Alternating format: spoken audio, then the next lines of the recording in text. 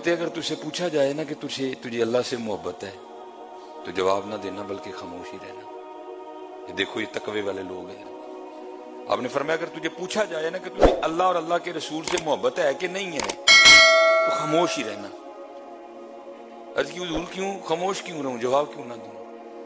आपने फरमाया अगर तू कहेगा नहीं है तो फिर तो तू काफिर हो गया, और अगर तू कहता है कि मुझे मोहब्बत है तो फिर देख तेरे काम मोहब्बत वालों जैसे हैं। हजरत मैं अब आपको बताऊं हजरत जो अल्लाह मोहब्बत है फिर उनके काम अल्लाह, ये बात बहुत बड़ी है, लेकिन भाई ये बातें नहीं करनी। अब इसका मतलब है बड़ी है तो फिर अब करनी नहीं है। फिर इन बच्चों की तरबियत किस तरह करेंगे हजरत अगर हम इनको बताएंगे नहीं कि भाई अगर हमारे बड़ों ने दावा किया तो फिर दावों पर पूरे किस तरह उतरे। हजरत बाबा फरीद रहमतुल्लाहि तआला फरमाते हैं कि मुझे मारिफत के हवाले से ना एक मुश्किल दरपेश हुई। मैं उस वक्त सैर व सियाहत पर था।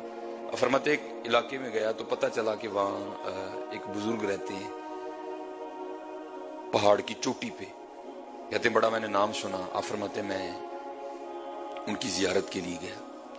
कहते जब पहाड़ की चोटी पे पहुंचा ना तो वहां जाके क्या देखता हूं कि गार के मुंह पर एक टांग खुश्क पड़ी है। गोश्त और पोस्ट नहीं उस पे कोई भी, ना गोश्त है ना ही मांस है, सिर्फ अड्डी पड़ी है और वो खुश्क हो चुकी है। फरमाते खैर मैं अंदर चला। आप फरमाते उस वक्त बुजुर्गों ने ना गुदड़ी ओढ़ रखी थी जो सूफिया का मखसूस लिबास है। फरमाते मैं हजरत की खिदमत में जाके बैठा तो मुझे नहीं पता चला कि हजरत की भी एक टांग कोई नहीं, आपकी भी सिर्फ एक ही टांग है। आप फरमाते मुझे नहीं पता चला। बातें हुई जो मेरी मुश्किल थी हजरत ने उसको हल कर दिया। आप फरमाते जब मैंने हजरत से इजाजत चाही तो क्योंकि सुन्नत है मेहमान को दरवाजे तक रुखसत करने जाना, तो कहते हजरत उठे मुझे गार के मुंह तक छोड़ने जाना। तो कहते जब हजरत उठे तो मैंने क्या देखा कि हजरत की भी एक टांग कोई नहीं, एक टांग गार के मुंह पे पड़ी है, एक हजरत की भी कोई नहीं। कहते दिल में ख्याल आया कहीं एक ही तो नहीं दोनों बातें। कहते मैंने बड़े डरते डरते अदबन अर्ज की हजरत है एक टांग गार के मुंह पे कटी पड़ी है, एक टांग आपकी भी कोई नहीं, कहीं को आपस में बात मिलती तो नहीं। तो कहते हैं रो पड़े। फरमाने लगे मैं जब इस गार में आया ना और मुजादा शुरू किया, इबादत शुरू की, तो फरमाते आजमाइश आ गई। कहते आजमाइश किस तरह हुई मेरी कि बारिश का सिलसिला शुरू हुआ। आप फरमाते 7वां दिन था, धूप नहीं निकली, बारिश बरस रही थी। और आप फरमाते गार में इतनी ठंड हो गई कि मुझे लग रहा था कि ये सर्दी मेरी जान ले लेगी। कहते हैं अल्लाह ने रहमत फरमाई, 8वें दिन धूप निकली और मैं गार के मुंह पे बैठा ना अपने वजूद को गर्म कर रहा था।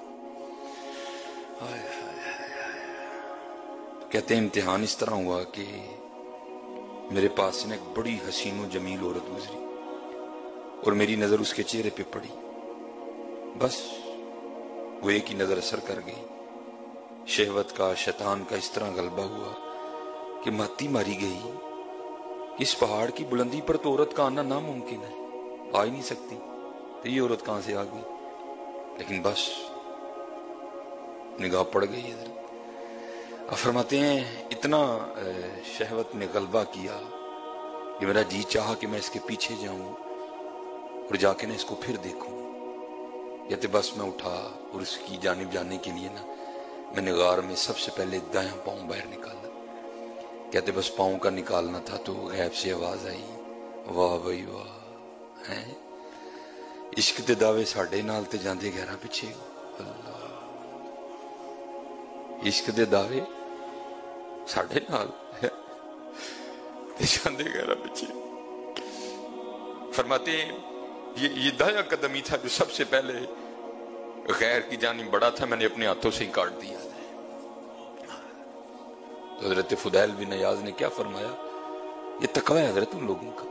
इसका मतलब ये नहीं कि वो कह रहे कि तुम अल्लाह से मोहब्बत ही ना करो, वो इसका इनकार नहीं कर रहे। आपने फरमाया अगर तुझे पूछा जाए कि तुझे अल्लाह से मोहब्बत, अल्लाह के रसूल से मोहब्बत है कि नहीं, ये तकवा है उनका हजरत।